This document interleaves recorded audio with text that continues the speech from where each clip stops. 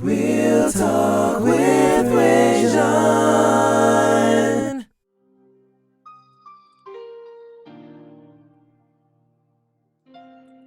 Hello, world, and welcome back to Real Talk with Rajon, where nothing's off limits. You could have been anywhere in the world, but you are here with me, and I appreciate that. I am your host, Rajon Lewis. Now, here on Real Talk with Rajon, everything's debatable, so in any given week, we can be discussing anything from sports to music to politics. You name it, we'll discuss it. Now, for those who are new to the show, one of the goals of Real Talk with Rajon is to shine a light on the great things that are happening right here in the Low Country. I know we talk about all the great things that are going on everywhere else in the world, and we overlook the people right in our own backyard. But I'm here to tell you that today we have some amazing people who are doing amazing things and making strides that is changing the world. And I have to tell you today, I got to stop my music. Today is a very, very special day because I have the multimedia conglomerate, Miss Kenya Dunn. Thank you so much for joining me down. Thank you for having me. I'm excited to be here, Rajon. I always call you my brother. Like when I got the opportunity, I was like, oh yeah, count me in. Absolutely. Praise God, man. God does all things well. But for the 10 people in the world who don't know who you are, please introduce yourself to the audience. Well, my name is Kenya Dunn. Hello out there, the world of Real Talk with Rajon. I'm Kenya Dunn. I am a 20-year corporate America, now veteran, I guess. 20 years goes by fast, but I am also a career coach. I am a woman of God and just excited about all the things that God has put me on this earth to do. So if you ever interact with me, just know that I'm in passing still trying to live my greatness. Amen. Amen. So let's talk about your journey. So are you originally from the Low Country? I am not originally from the Low Country. I am originally born in Florida, raised in Georgia, but bred and fed in the Low Country. I have been in the Low Country for the past nearly 12 years. So Wow. I call it home. Okay. And so give us the route from Florida to Georgia. So you born where? Yeah, so Florida is, I don't even remember. I was really small. I think we left Florida before 3-4 years old. But I grew up in Georgia. I stayed in Georgia all the way through high school, Augusta, Georgia. Okay. I graduated from Glen Hills High School in Augusta, Georgia. Went off to college near Atlanta, West Georgia College. And then I moved to Atlanta and spent 11 years or so in Atlanta. Made my way back to Augusta.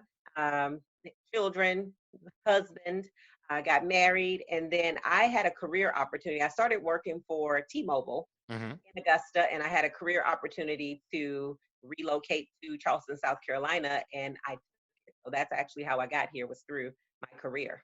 Wow. So you came here, you started working for T-Mobile. I know we can't talk a whole lot about that, but you made it to a pretty high level in T-Mobile. Can you just touch on that? Because I want people to understand the greatness we got in the room right now.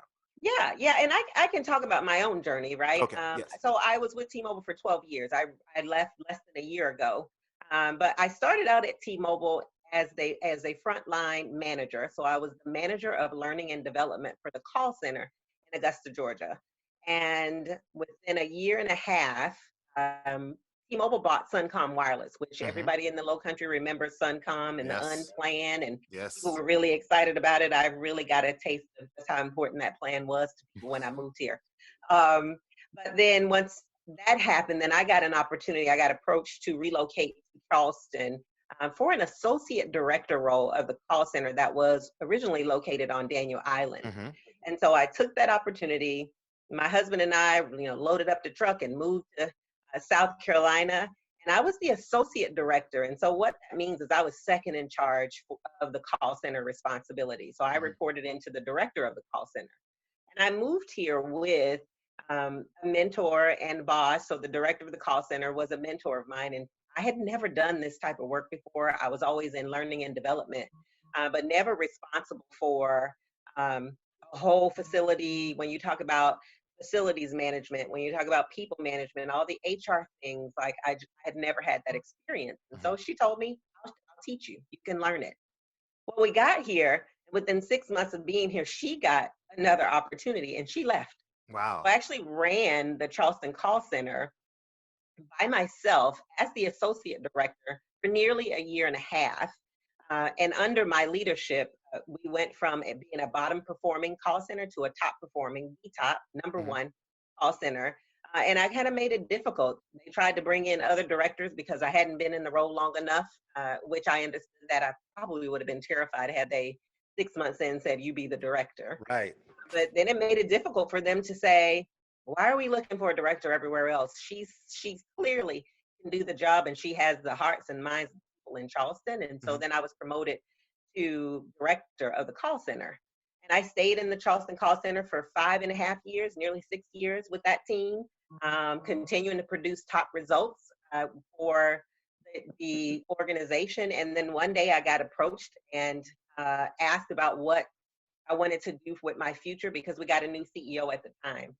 And I knew that I wanted to be one day a corporate COO, Chief Operating Officer. And so I got inducted into this program with only a very few directors in the company. Myself and 2 others represented the customer service organization. And through that, I understood that I needed to do something different if I wanted to be the chief operating officer. I couldn't just be siloed in one part of the business. I needed to expand my skill set, grow my experience. So I actually got a wild hair and said, I want to go to another part of the business because I also started to feel like I was kind of getting typecast. Like people were like, yeah, she's successful because she's been with the same team. She has a process and, they're just a well-oiled machine and she does customer service. Anybody can do that. And so I was like, well, no. I earn top results because I'm just that good. Yes. So I actually raised my hand and reached out to my boss first, of course, but the head of the sales organization via email. Just sent him an email and said, hey, my name is Kenya Dunn. I run the Charleston call center. I know you don't know me. We've never met, but when you get a minute, here's my cell phone. Will you call me? And much to my surprise, within 15, 20 minutes, my phone rang. I didn't even recognize the number. It was him. Wow. And he was like, how can I help you? And the first thing he said was, Kenya Dunn, everybody knows you. You run one of the top call centers in the company. Everybody knows you. How can I help you? And so I told him I wanted to jump over into retail. I've never done retail a day in my life, even as a 14-year-old. I've been working since I was 14, and I started at Hardee's in the drive-thru. Okay. I've always been in the service industry. And within 6 to 9 months, I got a phone call, and they said, will you come over to the retail organization? Because I told them I didn't need a promotion. I'm looking for a lateral move. This was about expanding my experience, not about a promotion at the time. And so I got the opportunity. They said, we're going to give you the Georgia region, which was Georgia, Tennessee, the Panhandle of Florida, and a little bit of Alabama. But, oh, by the way, Georgia, the Atlanta area is a top 10 market, performing like a bottom 50 market. So you got a lot of work to do. Great, I'll take it. Because it allowed me to also be as close as I could to home without having to relocate my family again. So I moved to Georgia. I moved to Atlanta. My goal was to be there about 2 years. I said, I'll be there about 2 years. I'll get some experience in retail. I'll blow their minds, and then I will come back to customer service, and I'll continue to climb the ladder from there. Well, within 4 months of being in Georgia, we rose to the top. Actually, within the second month of me being there, we went from up into the top 10 regions in the company. We actually finished number 1 in the company in the 3rd month, and then by the 4th month, I actually got recognition, myself and my team, from the company for having our best quarter ever since Georgia had been a region. And so I showed them that no, I'm just good, right? And in May, so 5 months into this new role, I got a phone call on a Saturday morning. I was sitting in my little temporary apartment waiting on my husband and the kids to get to Atlanta. And it was the head of sales on the other end. And he said, hey, there's a vice president role coming open on my team, and you're the person for the role. Wow. So I said, what? And I still didn't fully understand and know all of the vernacular and all the jargon. And I still was figuring out some of the metrics and the performance. So I was really hesitant. And I remember telling him, I don't believe in setting myself up or anyone else. So I'm about 33% confident of what I'm doing over here. So you should know that before you choose me. And he did. And so I moved to Chicago, Illinois, and I ran the Midwest, which was North Central region. So it was initially 14 states in the Midwest about 1,000 points of distribution and nearly 5,000 people. So that Wow. was the last role that I was in before I left the company in August. Wow. Yeah, That's quite a road. Wow. So yeah. so I've known you since 2016. I did Yeah. not know that story. And Oh, that's amazing. So let's sort of dive in there a little bit if that's okay without and if it I is. please let me know. Um as a black woman in those situations, when you say you felt typecast, um Mhm. how did that affect you and how did you react to it? I had various moments of reactions, and it showed up in different ways. So the first thing that would how I was typecast or was that really just from a skills, I felt like my skills were being doubted, Hmm. right? To Hmm. say that I could only have the results that I was able to have because I had created a well-oiled machine. And I think there's also some underlying nuances that were not stated. Like it's a majority African American team, so they're kind of Mm. like just looking up to me. So could you do the same thing when everybody doesn't look like you? Hmm. So I felt like my skill set was being questioned, and my value was not being seen.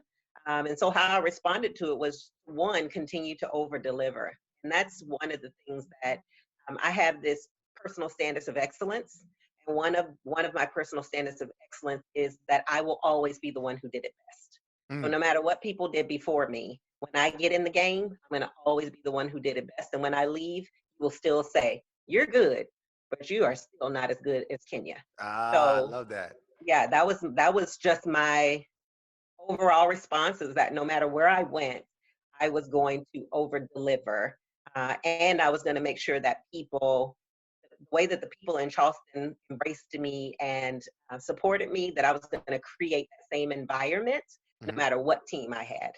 Nice. That's beautiful. That's wonderful. And thank you for saying that. One more T-Mobile question. So you Yeah, like in a corporate, like you're the highest heights of corporate America. yeah. Um, as a black woman in that realm, what was the coolest thing that you were able to do because of your position? So cool is relative, Rajon. Okay, yeah. I will. So I'm going to answer it from my point of view of cool. Hmm. I think the coolest thing I was able to do. So I was on a team. It was myself and five peers, all men. At one point, I had a female peer, but she left the company. So it was all men, and we did these. We'll call them road shows. And so what a road show is when the senior leadership team, so all the C levels, kind of travel the country and meet with people and tell them about the business. And so we had one in each of our major cities. Mine was Chicago. So what we did was we flew in all of these people. I think it was about 2,000, 2,500 of my team flew into Chicago. In day two of the meeting, there was a talent that needed to, like we T-Mobile is all about, it's one of the great things about the company is it's all about having a fun work environment. I know Hmm. people see it and think people at T-Mobile don't do anything but have fun. It's just a part of the DNA of that organization, and it's what draws people to them. Hmm. But it was a talent. So it's like we're gonna do open the next day with this talent. And so I was number four. My city was number four, maybe five in the rotation. I think it was five. And I had watched all my peers and the talent that they did. And I told you I always want to be the one who did it best. Hmm. I'm the only woman and I'm the only African American on the team. Hmm. So I feel like I got something to prove, right? And so I said, I want a cipher. Right. Mm. I want to open it up with a cipher. I want a DJ. I want like find the people. I've got a bunch of states and a bunch of people. You're not gonna tell me that I can't find 4 or 5 lyricists that Right. know what a cipher is. And I want to fly them in, let them rehearse, bring them to the stage and perform. And so we reached out and we found this dynamic, diverse group of lyricists. Hmm. Well, the day before, a couple of days before, as we're getting all the meetings together, they get this wild idea. They do. And they're like, "Miss Kenya, you should rap with us." I Oh said, wow. I said, "Wait a minute. I dance, but I don't rap." They're like, "No, no, we'll help you." And when I tell you their talent, like a couple of them have albums out on SoundCloud, and so they Hmm. like real deal. Mm-hmm. Um, and so they did. They helped me write lyrics. They schooled me on, how to rhyme and Mm-hmm. all of this stuff. Like one reminds me of Twister, Mm-hmm. one raps like E40. So they have all this different style, and one Mm-hmm. is like a Hispanic rapper. So they kind of schooled me on my part, and I was the surprise guest. Oh, wow. So I was standing in the front, and then all of a sudden I jump on stage and I do my rap. And that was the coolest thing that I got to That's pretty do. cool. It was. It was That's pretty really cool. cool. It was really cool. And I still have the video to prove it. I love that. I love that. Yes. Oh, one, you got to send me the video. Yeah, I will. That's got to be a thing. I've got to see this so I can share it as well. Yes. But two, so now you leave that behind. You say, okay, corporate America, I'll be back. I'm gonna go do this on my own. So Yeah. what has Kenya done? The multimedia conglomerate working on now? Well, I tell you what, my stint outside of corporate America lasted less time than I thought it was going to. Ah, okay. Because where I am now I stepped out and I wanted to really, so I ran a huge part of the organization, as a sales leader, as a retail and direct sales vice president, along with my peers. But what I was really doing, the work that I was doing inside of T-Mobile was really leaning into diversity, equity, and inclusion, a little bit because they gave me the hat, right? I was the Mm-hmm. one. But I embraced it. And I also just started to look at the women around me. Mm. And I kept asking myself, because even when I was a director in retail, the scales were just unbalanced. Like Mm-hmm. there just wasn't enough representation of women. And then certainly at my level, the representation went to me. Mm. I wanted to change that. So I did a lot of mentoring, coaching. I literally, like personally, I spent probably 60% of my calendar was dedicated to women in the Mm-hmm. organization, talking to them, understanding what their career paths were, and even helping them discover the interests that they didn't know that they needed to have, Mm-hmm. and what they could do and how far they could go. Because a lot of them, for the first time, they saw me and it was a possibility. They were like, huh, maybe I can do that too. Being in the retail sales, that's a high earning role Mm-hmm. in the company. And so I wanted to extend that work. I felt like I could do and reach so many more women and people of color if I were to step outside the corporate world. Mm-hmm. And so I stepped outside the corporate world to start my own company, and it is a career coaching um, firm first. So what I do and what I specialize in is helping people to understand and map out their careers, Mm-hmm. but really by digging deep and understanding your purpose. So Mm-hmm. this isn't just about creating a personal development plan, but there's a lot of inter work that needs to be done before we can really tap into what we're truly gifted at and what Yes. we're truly good at. Mm-hmm. People always ask me, what's the secret sauce? What's your formula? And the real formula is I've tapped into, and I've learned to tap into a long time ago, what God gifted me with, and that's leadership. Mm-hmm. And that's also the ability in my leadership to discover and uncover and unleash greatness in other people, because I Wow. believe God sees us all. I don't do Amen. that. I just Amen. unlock. So Yeah. that's what my business is really around coaching. I also do some diversity, equity, and inclusion work for companies and corporations. So I help you develop a growth strategy. The growth strategy has a diversity, equity, and inclusion lens. So Mm. as you want to enter into new markets, let's think about this from the avenue of untapped markets and representation, and how diversity, equity, and inclusion could accelerate Mm-hmm. your growth. Because all the statistics and the business cases for diversity let you know that companies who are really serious about diversity, equity, and inclusion, their profits far outweigh and far outperform companies who don't. So Wow. that's the work that I do with corporations, is really helping and challenging them to really consider and think through their diversity, equity, and inclusion efforts inside and outside of the organization. Okay.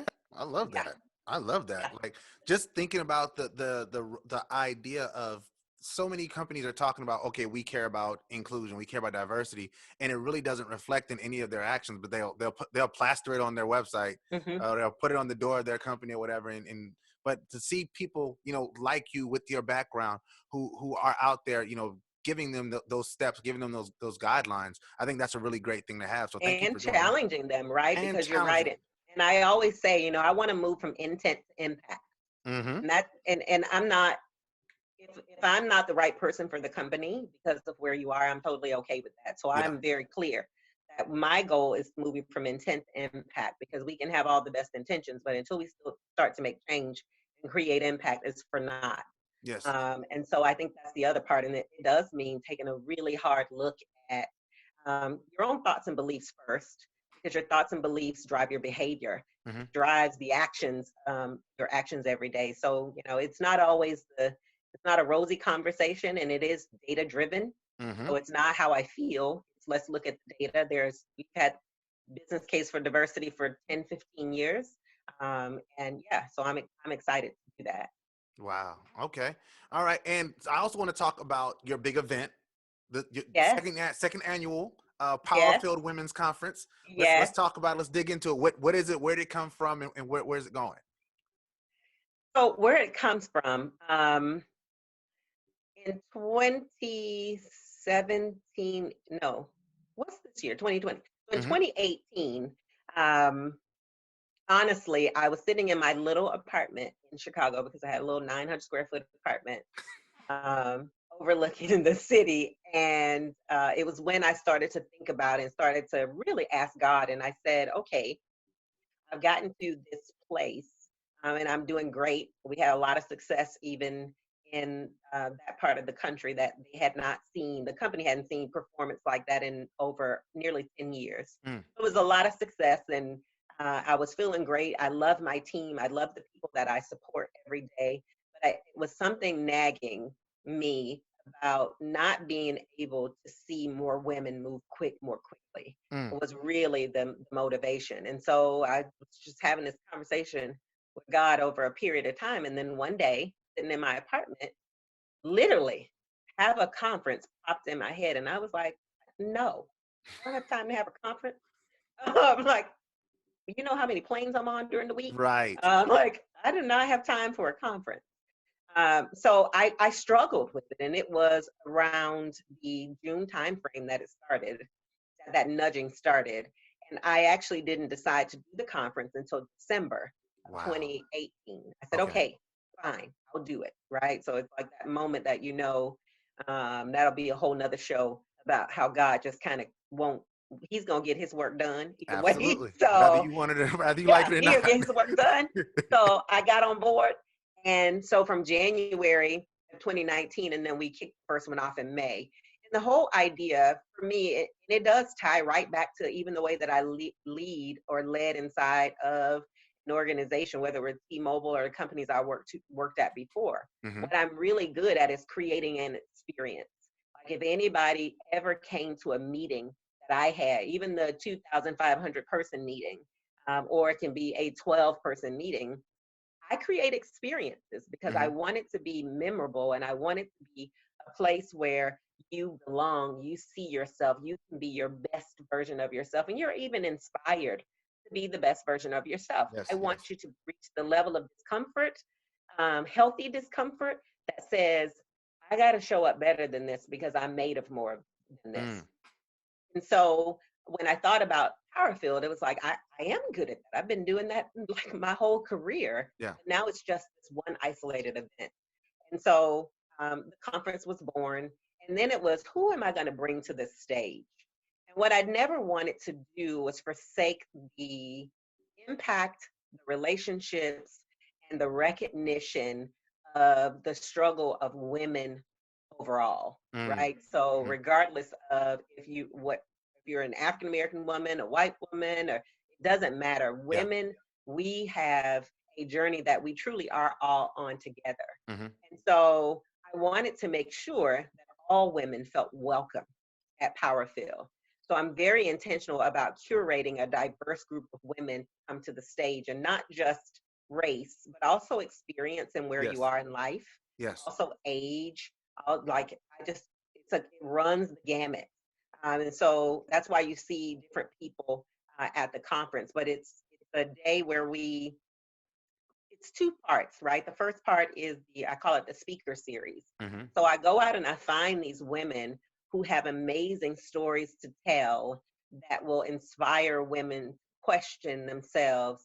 Am I doing my best? Mm. Am I really, truly working on the impact that is going to outlive me? Wow.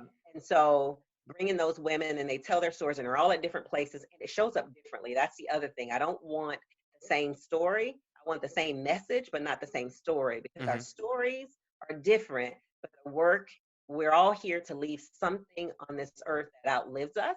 Mm-hmm. And it shows up in different forms. So I also want to send the message that, yeah, it isn't all, we're not all corporate executives, right? Right. You might have a corporate executive. You could have someone. Last year it was, we had Shakima Chapman, who is, a juggernaut in the real estate industry. Yes, she And is. we had April Williamson, who started her own clothes, opened her own clothing boutique. And Mm-hmm. then we had Dr. Delissa Brown, who is she's a psych a counselor, psychiatrist, right? Really doing a lot of research around mental health and those type of things. So she's a doctor. And then we also had Anita Zucker, who, through um, her own experiences. I mean, she's only, billionaire in the state of South Carolina, That's it. but she owns a huge patent company. That's how she's living her legacy and the work that she's starting to do. So it's still legacy, but it's not the same. So everybody's story was fresh. Mm-hmm.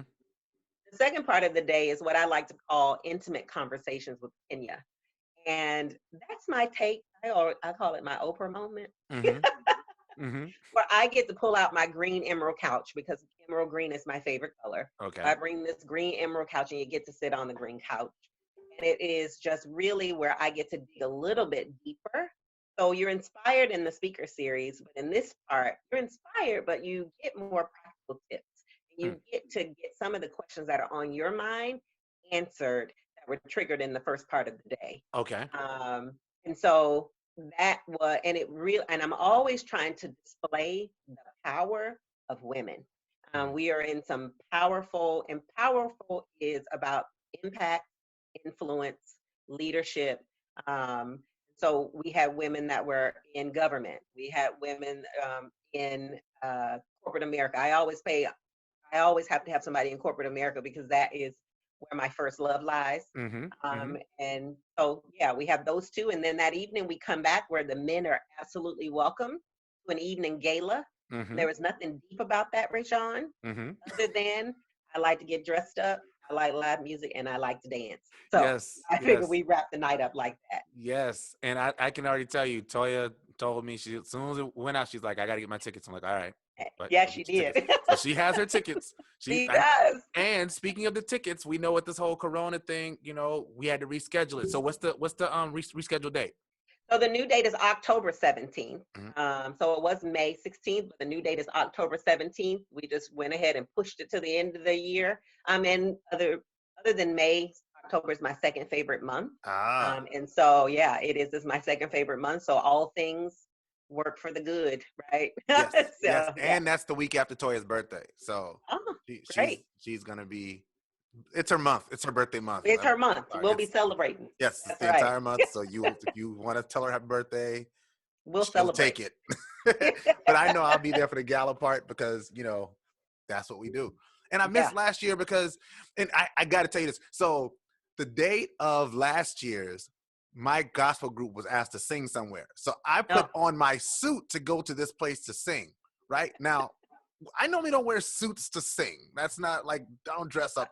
So Toya's okay. dressed nice because she's like, we going to this thing. I'm like, yeah, we're going to this thing. So we're sitting there. Literally, they called us last. Oh, wow. I So was you would have like, came. I was so hot. I was so hot. I was like, man, I could have went, man. I could have went to Kenya's thing. But this year I will be there. I hope that everybody is watching, goes to get their tickets. Where can they get their tickets? So the tickets are on Eventbrite, and it is Power Filled 2020. It comes right up. Is the only event named that, and hope to see you guys there for certain. Awesome. And the name of the group, the career coaching, is that the Power Tribe? That is. It is Okay. the Power Tribe. Yes. So if they want to become a part of the Power Tribe, what is the process for doing that? So what I would love for you to do is go visit us on www.powertribecommunity.com. So it's www.powertribecommunity.com. Or you can follow us on Instagram, Power Tribe Community on Instagram. But you go on there and it'll tell you all about registering, how you become a part of the Power Tribe. Okay, cool. So I got that, and I'll make sure I put all of that in the title section and in the Okay, comment section.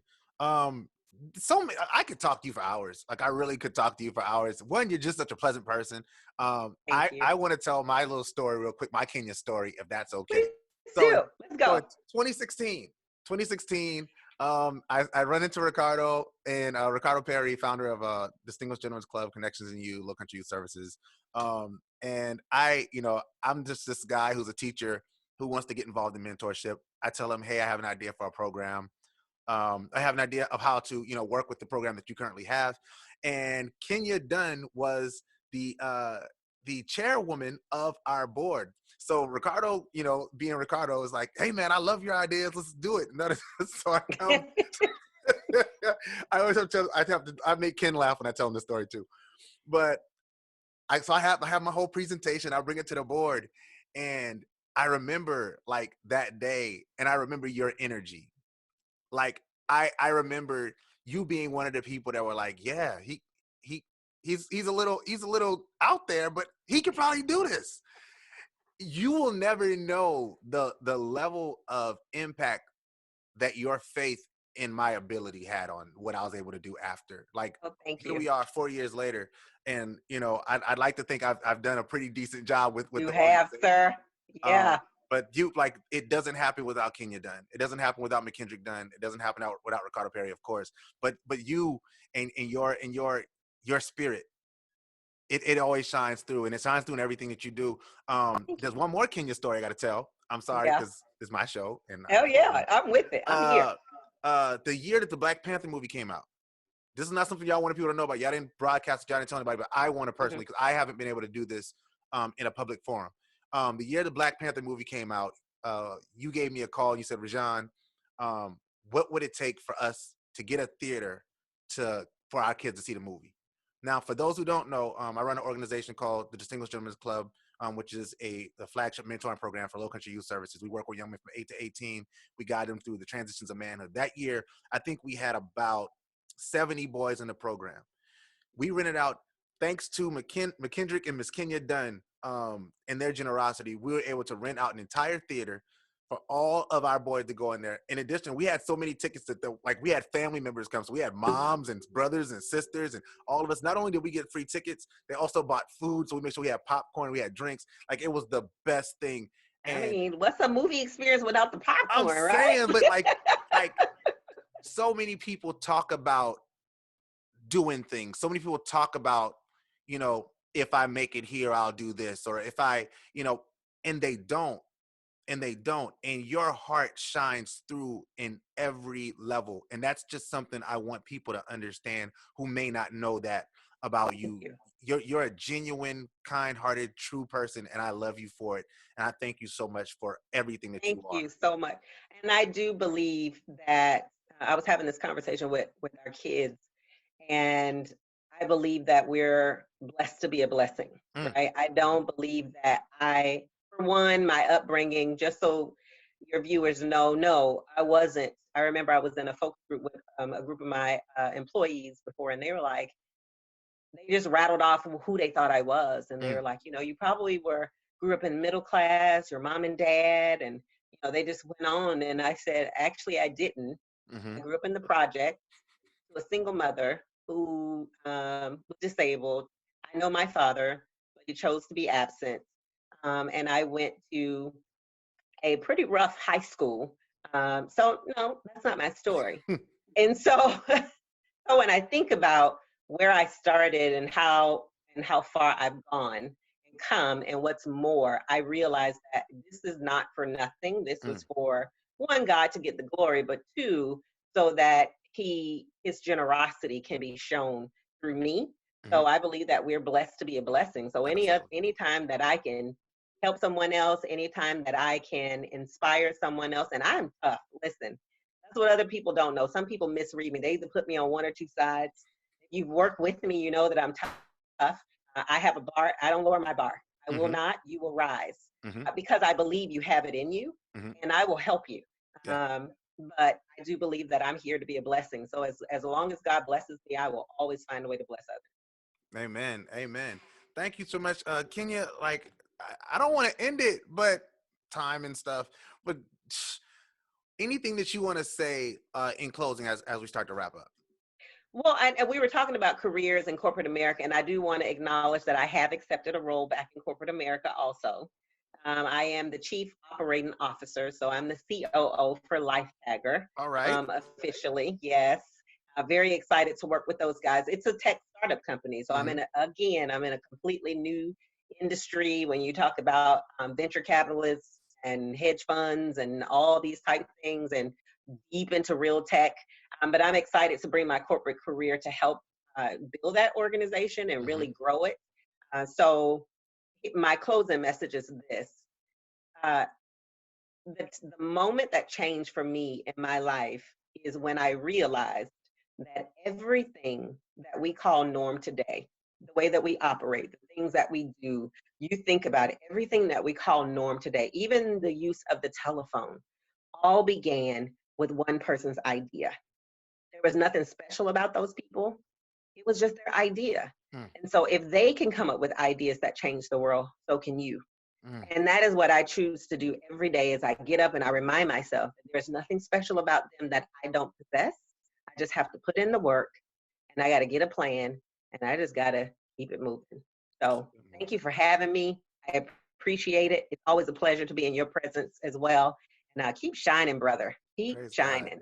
Praise God. If they want to find you on social media, how can they find you? Find me, Kenya Dunn, on Facebook. I am Kenya Dunn 12. So Kenya Dunn 1 2 on Instagram and Twitter. And I'm also Kenya Dunn on LinkedIn. So yeah, I would love to connect with you guys. I'm on Snapchat, but I don't use it. So I don't don't really worry about it. Snapchat either. I'm not good It's at really a Snapchat. parent thing. It's really a parent tool. Yeah, I guess. Yeah, like literally, like just what are my kids doing on here? That's right. That's right. I'm not getting much deeper in that. Thank you so much. Thank you. And I guess I need to close. Give me 1 second. I got that one. Thank you. All right. Thank you so much for watching this week. And reminder that the show is now every Wednesday. I'm not doing my Sunday night shows. Well, I may with this coronavirus thing going on, but I'm not supposed to be doing my Sunday night shows until I finish grad school. So every Wednesday night at 7 p.m. is my local celebrity spotlight. Next week's guest is going to be Miss Tanya Williams. Miss Tanya Williams, she's got some great things that she's doing in the community. Please tune in to find out what she's got going on. And if you would like to be on the local celebrity spotlight, please reach out to me on my website. That's www.realtalkwithrajan.com. That's www.realtalkwithrajan, so we can discuss getting you on the show. This and all my shows, in addition to the Car Chronicle series, is now available for your listening pleasure via Apple, Google, Spotify, and any place you can find podcasts. You can also find it on my website. You guessed it, www.realtalkwithrajan. If you'd like to be made aware of when I go live, because sometimes it is unscheduled, please be sure to click the follow tab on the page and turn on the notifications so you'll know when something new has been posted to the page. In the meantime, please follow me on social media to stay up to date on what's happening with Real Talk with Rajan. All you have to do is go to any social media site and type in Real Talk Rajan. If I'm there, I will pop up. If I don't, I'm not. And I probably won't be. Feel free to leave comments, questions, and whatever else you'd like to say in the comment section or message section. I love reading your messages and getting your feedback, even if it's negative.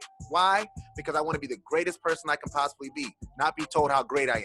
There's a difference. The only way that happens is if you are giving me your complete and honest opinion. So if you watch the show, you listen to the show, and you like it, say, hey, Rajan, I watched, I listened, I love it. Here's why. If you listen and you don't like it, say, hey, Rajan, I watched, I listened, I didn't like it, and here's why I think you can improve. I want to be my best, so help me. I am also currently accepting invitations for speaking engagements and event hosting opportunities. If you would like for me to host or speak at your event, you can request me through my website, you guessed it, www.realtalkwithrajan.com. In closing, always remember, God is everything, and without him, we are nothing, so never forget where your help comes from. And if a man doesn't stand for something, he's bound to fall for anything. Now that's real talk. Thank you, Kenya Dunn. Thank you for watching. Thank you for listening, and y'all have a great night. Peace.